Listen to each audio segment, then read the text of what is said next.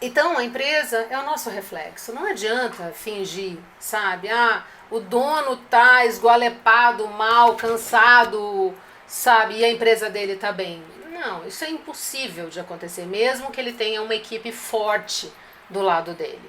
Essa equipe precisa se espelhar em alguém.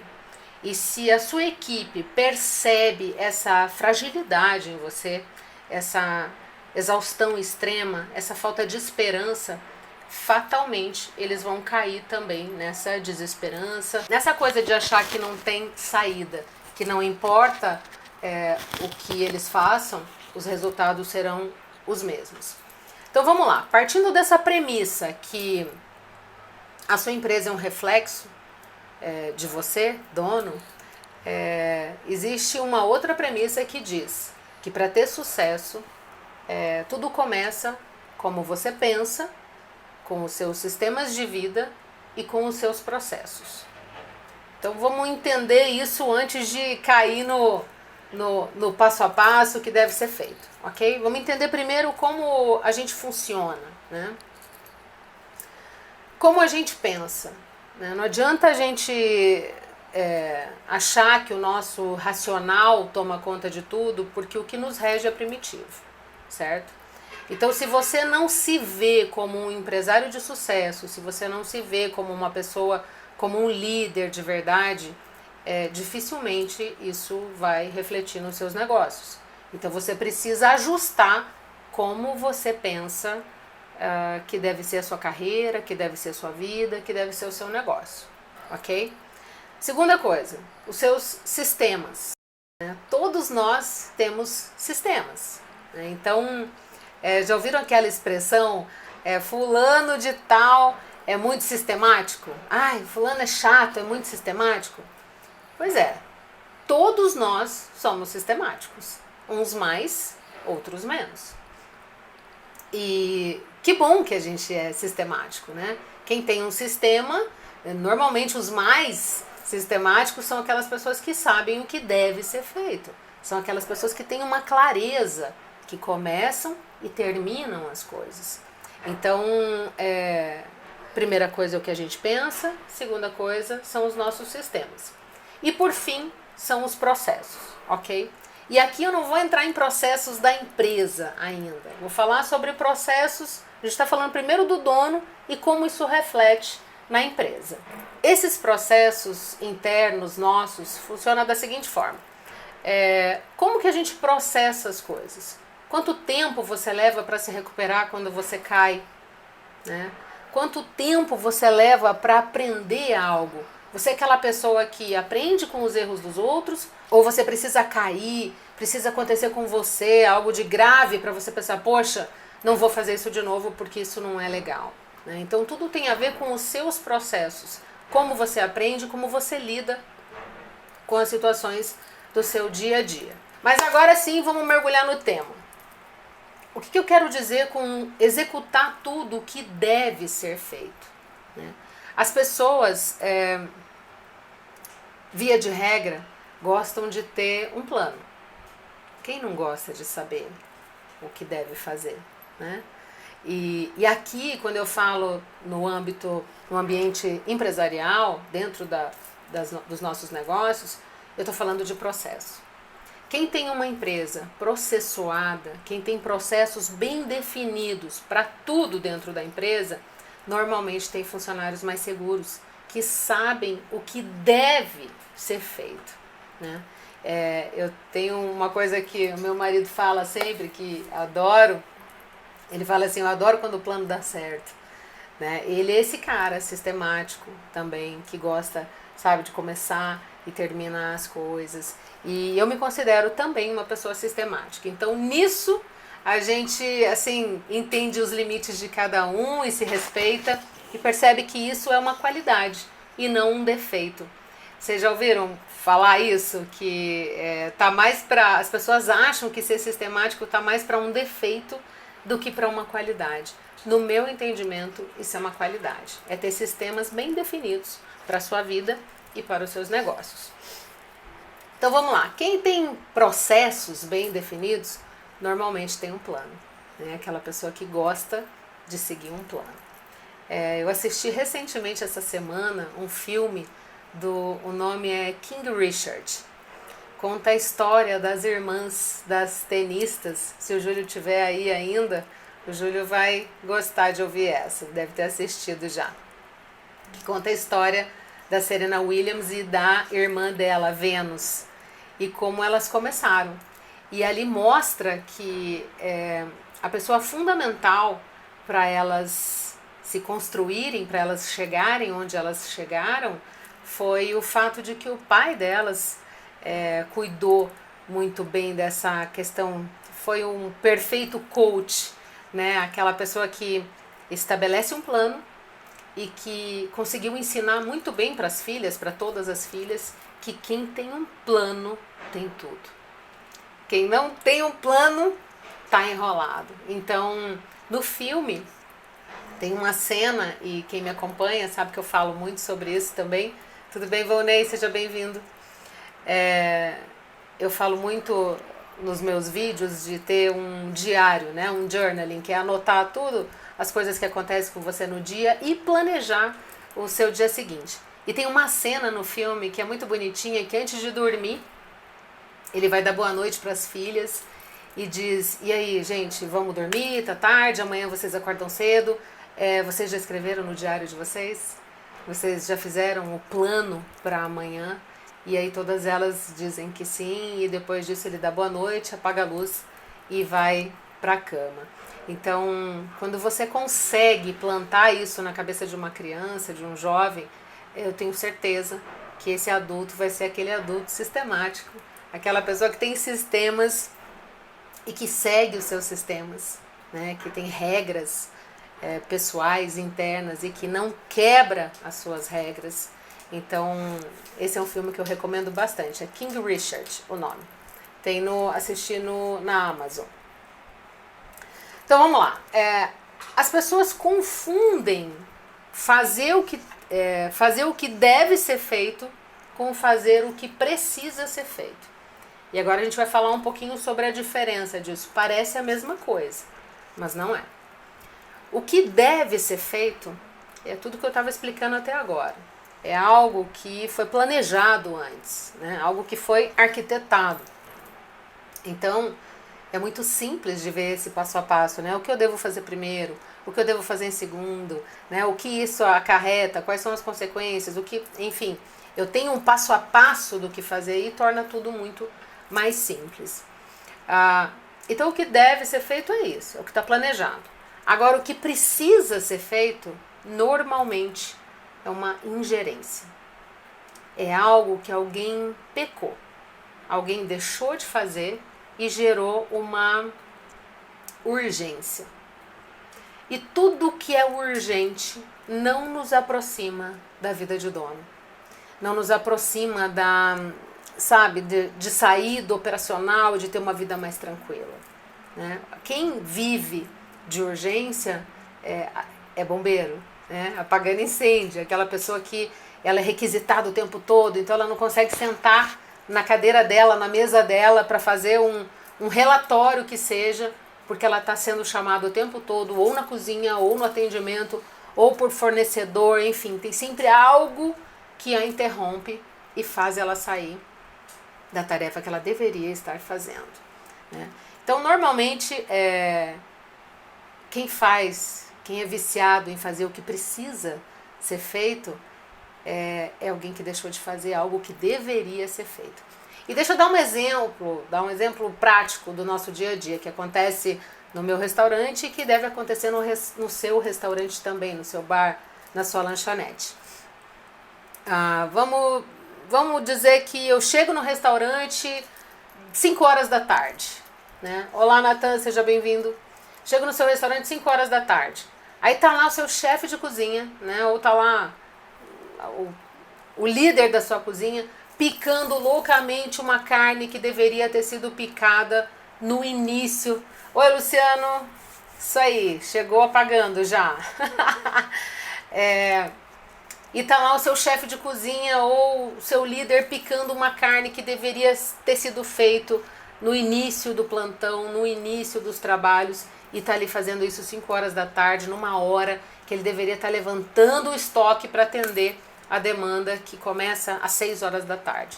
No meu restaurante, 6 horas da tarde, o negócio estoura, é uma loucura. Das 6 horas para frente, o bicho pega. Então, se tiver qualquer coisa operacional e de produção para ser feito, que for feito depois desse horário, vai comprometer a qualidade, tá? Então vamos dizer que você chega no seu restaurante 5 horas da tarde, está lá o seu chefe de cozinha picando carne, algo que deveria ter sido feito lá no início do plantão. Cara, isso é uma ingerência.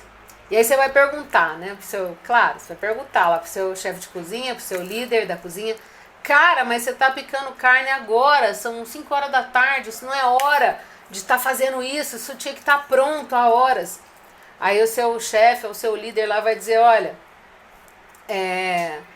sabe o que é, dona Kênia? Sabe o que é, seu Luciano? É que o fornecedor entregou agora essa mercadoria e aí a gente está quase sem carne, então eu resolvi picar agora. Percebe que você precisa investigar as coisas? Então vamos lá, aí você fala, poxa, mas chegou agora, como assim? Não é normal chegar fornecedor, entregar 5 horas da tarde. Você fez esse pedido quando? Ah, eu fiz esse pedido hoje de manhã. Ah, você fez esse pedido hoje de manhã e o cara te entregou 5 horas da tarde? E desse cara é bom, né? Esse fornecedor é bom, porque o cara te atendeu ainda com essa rapidez no mesmo dia. Enfim, eu ainda tenho que dar graças a Deus que esse fornecedor entregou. Gente, sabe? Por isso que a gente precisa investigar as coisas. Exatamente, Luciano. Erro de quem não comprou antes. Esse pedido teria que ter sido feito ontem para chegar hoje pela manhã, para ser picada essa carne no horário certo, longe do horário de movimento, né? Então quando você começa a investigar os porquês, você começa a descobrir o porquê que a tua equipe está enrolada com processos, que está fazendo o que precisa, isto é, apagando incêndio e não fazendo o que deveria ser feito. O que deveria ser feito é ter sido feito esse pedido no dia anterior. Então percebem a diferença agora do que deve ser feito e o que precisa ser feito? O que precisa ser feito é uma ingerência, é as famosas urgências. E qual é o maior benefício da gente fazer o que deve ser feito e não o que precisa ser feito? O primeiro benefício é segurança. Tá? Quando a gente tem clareza do que deve ser feito, é só seguir o plano. E quando você tem um plano bem definido, você não precisa ficar trocando pneu, trocando, sabe, roda, pneu, como é que fala? Pneu, né? Trocando pneu com o carro andando. Porque isso já foi previsto antes, certo? Então, o benefício maior de você ter processos dentro da sua empresa, da sua equipe saber exatamente o que deve ser feito, quando deve ser feito e por quem deve ser feito, é a segurança. Então você não vai ser pego de surpresa, você não vai ter uma equipe desesperada na hora do movimento. Uma equipe segura, gente, passa mais tempo com a gente, né? Nós temos um turnover altíssimo no nosso segmento. Isto é, sabe, muitas pessoas entrando e saindo, o cara entra para trabalhar contigo, trabalha 3, 4 meses e sai, já vai para outro restaurante, entra outro, trabalha mais 3 meses, 4 meses e sai. Por quê? Porque essas pessoas não veem segurança no seu negócio, na sua gestão. Então a gente precisa transparecer isso. E mais do que transparecer, a gente tem que ter tudo mapeado, tudo processuado, de preferência com alguns processos colados na parede. Tá? Uma equipe segura, ela quer ficar contigo, ela quer fazer carreira contigo. Eu gosto de falar sempre também nos meus treinamentos e, enfim, para os meus alunos que muitas pessoas que nos procuram por uma razão específica. Nem todo mundo tem uma base familiar forte, sólida, sabe? Eu tenho uma equipe muito feminina. Eu passei uma vida tentando contratar homem. E são poucos homens que trabalham comigo. Eu não sei, quer dizer, aliás, eu sei o porquê. Eu tenho uma equipe muito feminina. Porque eu acho assim, essas meninas de 20, 25 anos, olham para minha liderança, olham para mim e se espelham em mim. Querem uma pessoa, querem ter como... sabe, assim, eu acho que eu transmito essa segurança. Então, essas meninas, mulheres que estão se tornando mulheres, querem trabalhar com alguém onde elas possam se espelhar. Então, pensa um pouco nisso. Às vezes, os seus funcionários, o perfil dos seus funcionários diz muito sobre essa mensagem que você está mandando, sabe? Se você transmite segurança ou não. Um outro benefício que a gente tem de fazer a nossa equipe fazer o que deve ser feito e não o que precisa ser feito é a padronização, certo? Quando a gente tem tudo processuado, escrito, determinado, qual é o primeiro passo, qual é o segundo, qual é o terceiro, se acontecer tal coisa, o que eu faço, a tendência é que esse produto fique cada vez mais padronizado, né? A excelência, ela vem da repetição. Então, se o teu funcionário começa a fazer um prato que está lá na ficha técnica, olá Samuca, está lá na ficha técnica, esse prato, né, leva tantos gramas de carne, tantos gramas de sal, tanto tempo na chapa, enfim, a ficha técnica toda descrita. E tem lá o tempo de preparo. Aí tem lá o índice, né, de 15 minutos. E esse funcionário, esse seu colaborador começa a fazer aquele prato reiteradas vezes, aquele é um prato que sai muito. Cara, lá pelas tantas, ele está fazendo esse prato com 10 minutos. E aí ele olha para aquilo e fala assim, fala pra galera, aqui na ficha diz que é 15 minutos, mas eu faço em 10. Então pode falar lá no caixa que se sair esse prato aqui, sai rapidinho, porque eu que estou no comando aqui. Eles adoram falar isso. Mas por quê? Porque quando tem padronização, quando eles sabem o que fazer, aumenta a velocidade, aumenta a padronização. E por fim, aumenta a velocidade, né? E se a gente for pensar que a gente tem uma janela muito curta de tempo para vender, né? Nós vendemos, eu estou o dia inteiro aberta, certo? Eu estou das 11h30 até as 11 da noite aberta.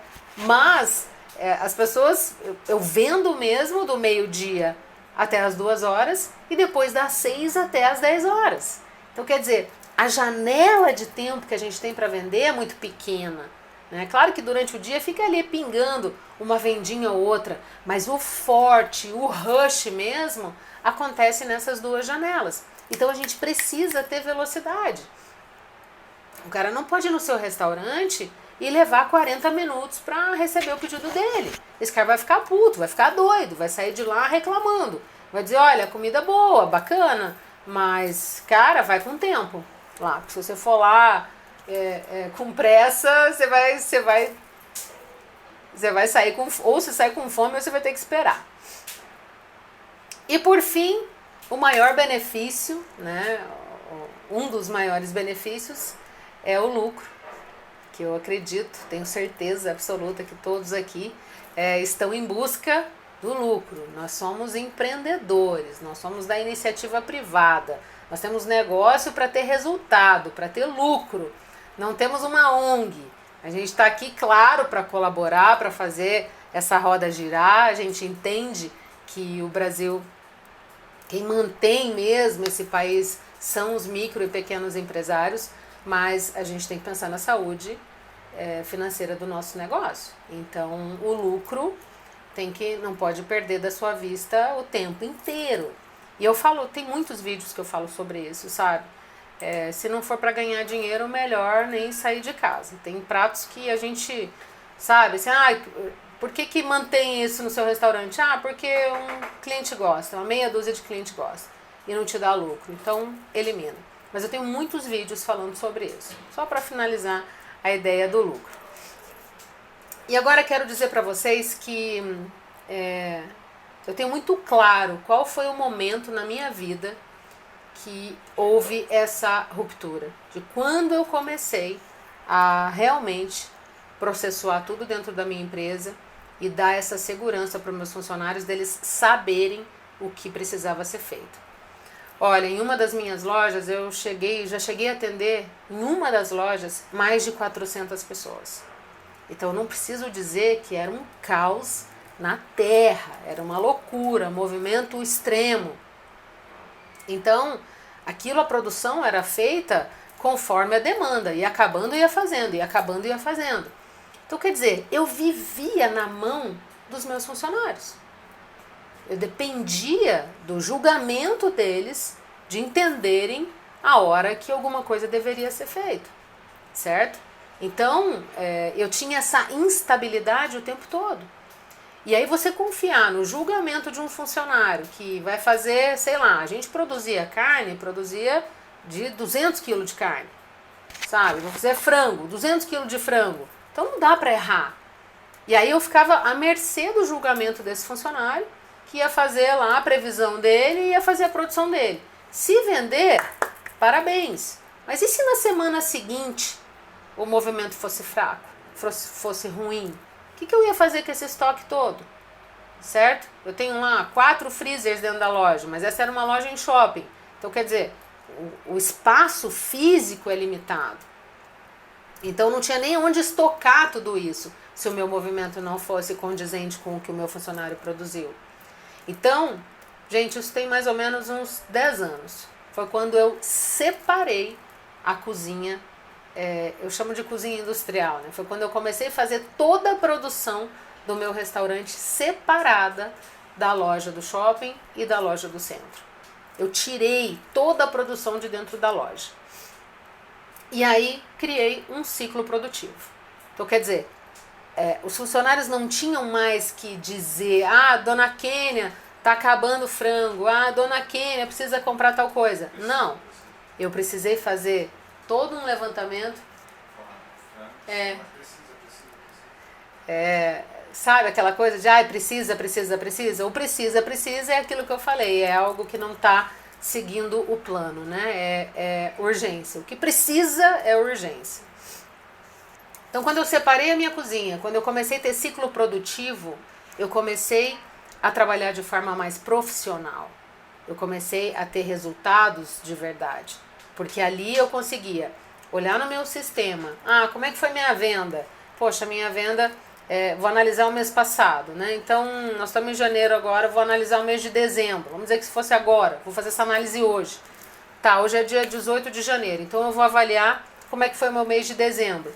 Poxa, em dezembro vendeu X desse sabor por dia. Então, poxa, se vai mais ou menos tantas gramas desse produto em cada item, então eu vou fazer minhas contas, quanto que eu gastava por dia, aí depois eu multiplico isso para os dias que eu vou ter esse produto pronto, e assim eu conseguia fazer uma previsão de produção. O nome disso é ciclo produtivo. Quando eu fiz um ciclo produtivo, eu simplesmente tive um salto na minha empresa.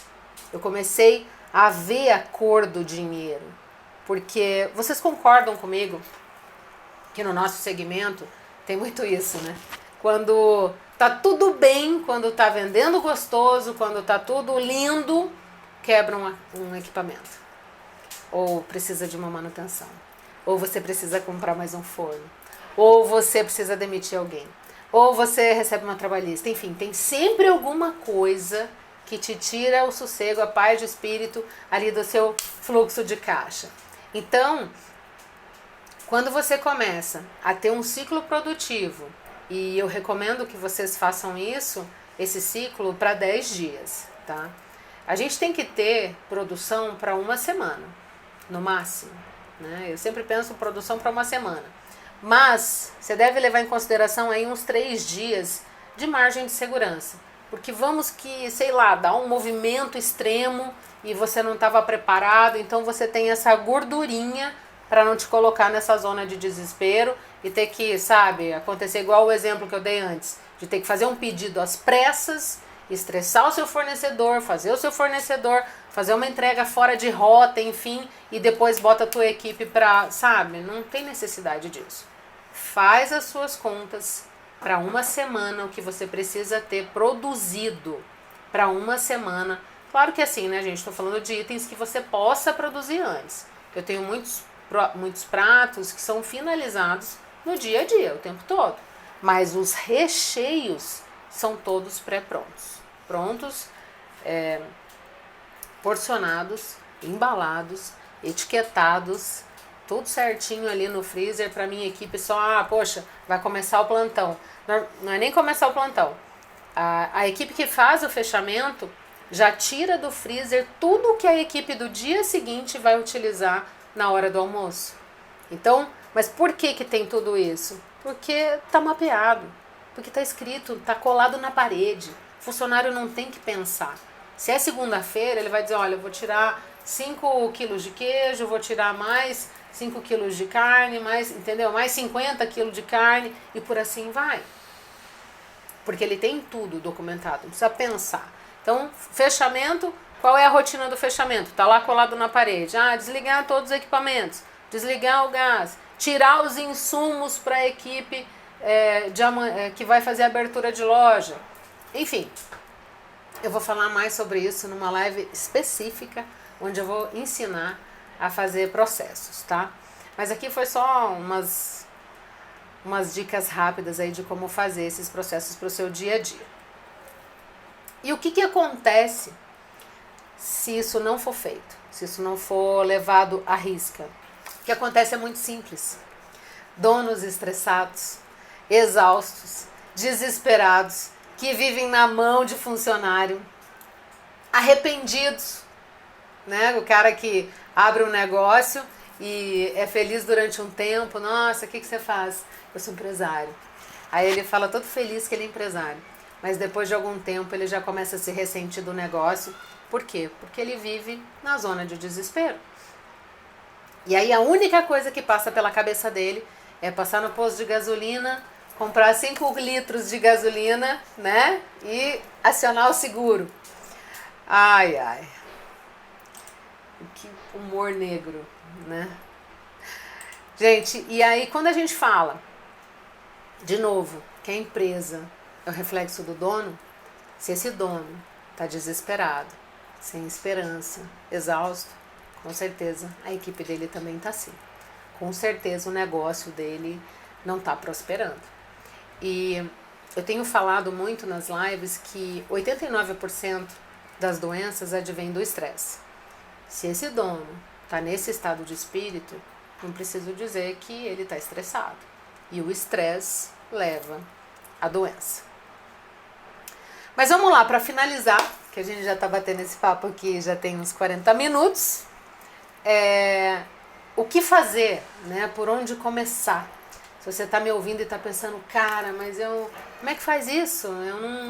Como é que eu vou escrever tudo isso? Você vai começar. Sempre que a gente pensa em algo, uma mudança muito radical, dá medo mesmo. Mas na aula passada, na live passada, eu falei sobre isso. Quando a gente pensa no todo, é assustador mesmo. Você tem que particionar isso. Vamos pensar por partes. Vamos começar.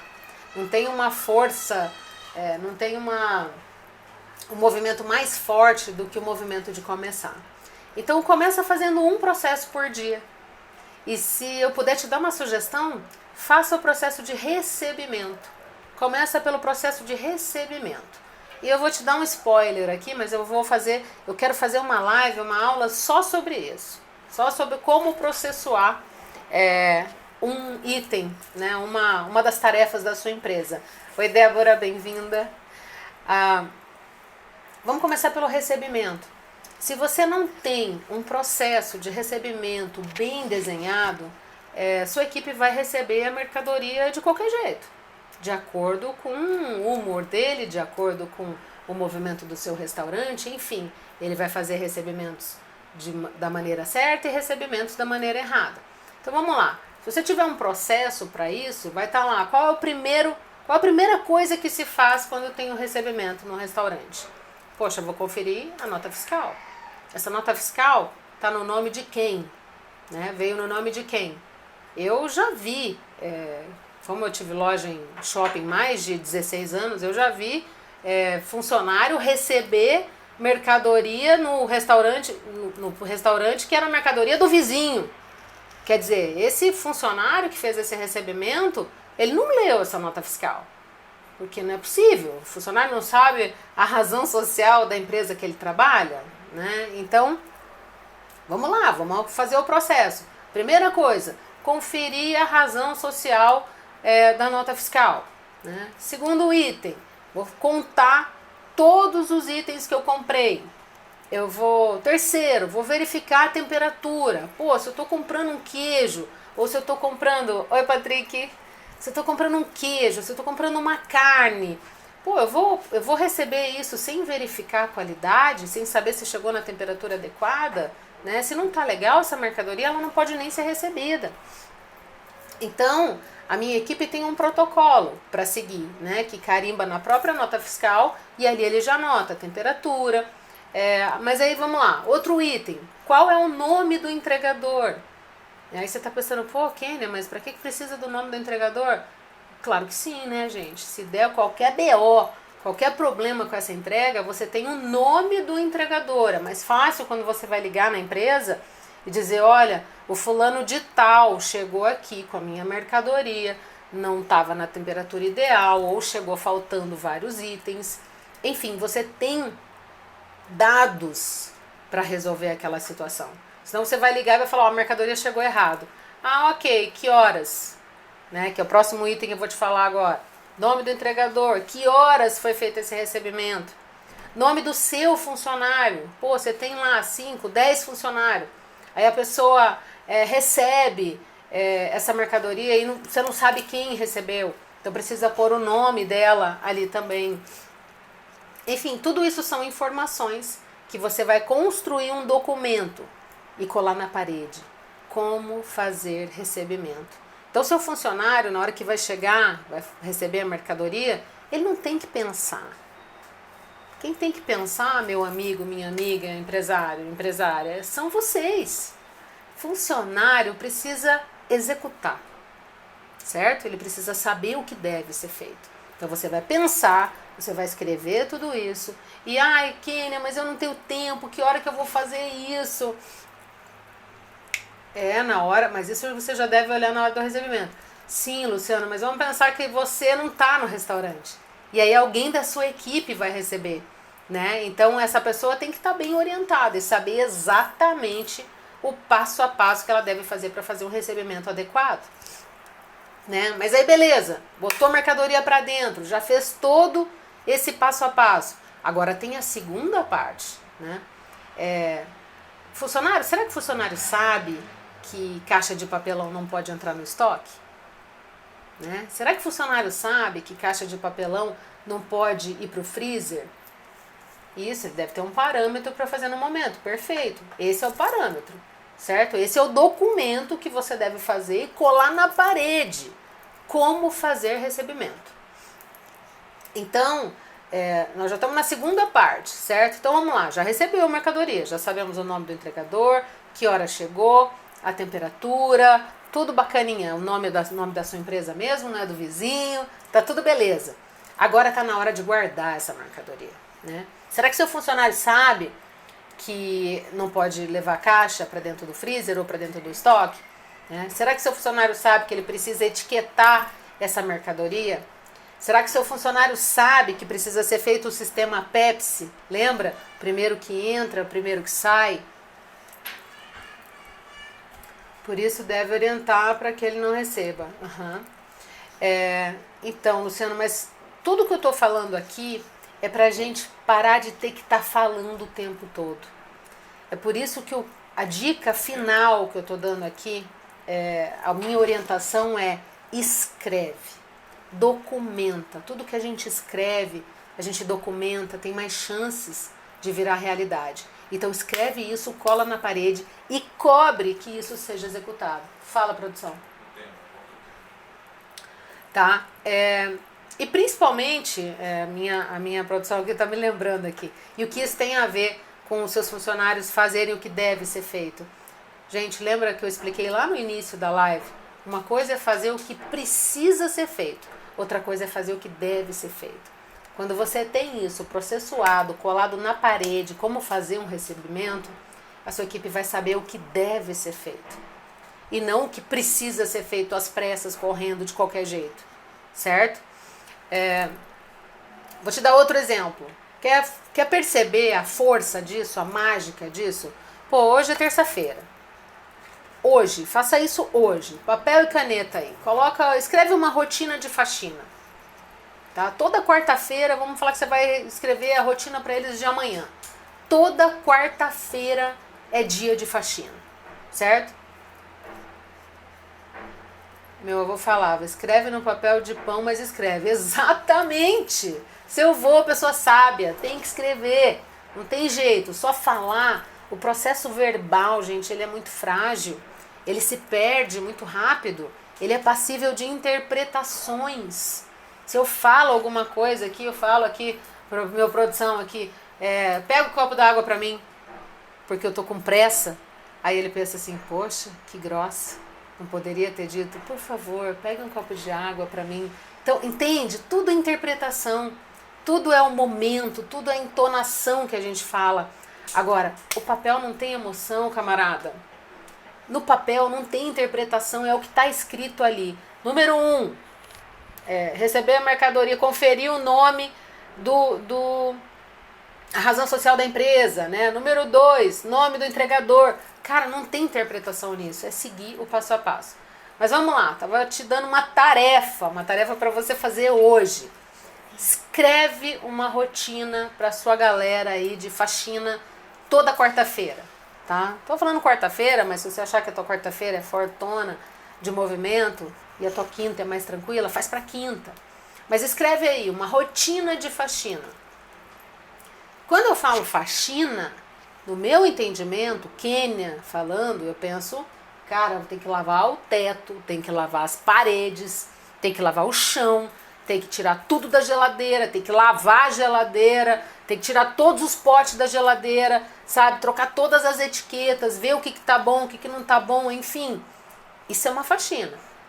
Mas, de repente, na cabeça do seu funcionário, faxina é passar um paninho no chão, sabe? É passar um paninho com mais força no chão. Entende? Isso é interpretação. Então, escreve rotina de faxina.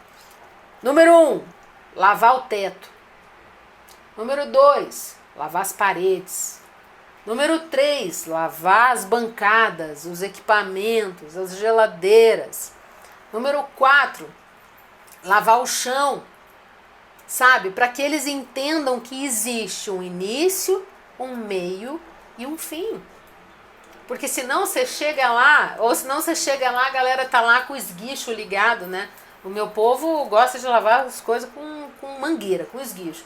Estão lá com o esguicho, a cozinha tá inundada, estão lavando tudo. Aí eu chego lá, olho e falo, viu? Mas vocês estão lavando o chão, mas ninguém lavou o teto, não? Não começou pelo teto? Aí tem um novato que diz, mas era para lavar o teto? Aí eu falo, vem cá, camarada. Tá vendo esse documento aqui, ó? Aqui nesse documento tem um passo a passo. Número 1, lavar o teto. Número 2, lavar as paredes. Número 3, lavar as bancadas. Entende? Tô dando esse exemplo para você perceber como sempre vai ter uma desculpa. Sempre vai ter um novato. Sempre vai ter alguém que não estava presente para aquela situação. Certo? E o nosso papel aqui é aparar essas arestas. O meu papel, a minha missão aqui é mostrar para você o que você está deixando de fazer, certo? Então não é para você ficar lá igual um cão de guarda em cima da sua equipe, em cima do seu gerente, do seu tático, atormentando o juízo deles. Não, é para você criar processos.